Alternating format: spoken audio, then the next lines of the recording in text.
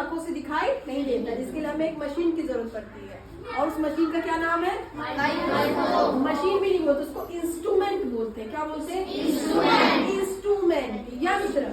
एक विशेष यंत्र की आवश्यकता पड़ती है जिसे हम माइक्रोस्कोप कहते हैं।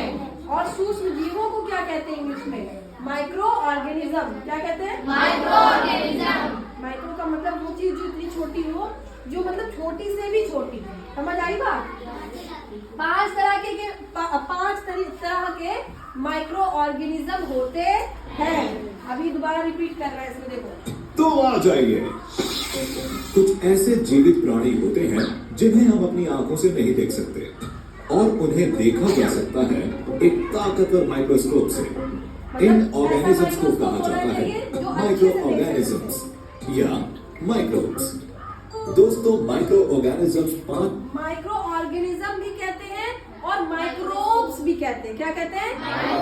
माइक्रोब्स की स्पेलिंग क्या थी?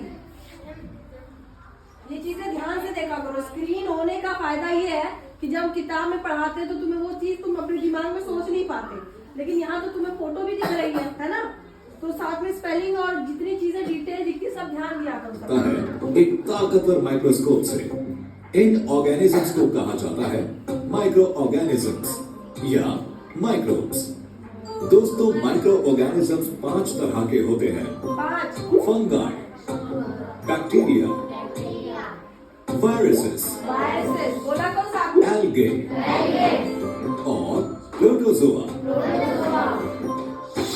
ज्यादातर फंगाई छोटे छोटे धागों को खाते हैं जिन्हें हाइफे कहा जाता है। ये धागे किसी खाने की चीज में चले। फंगाई क्या होता है? ब्रेड देखी सबने?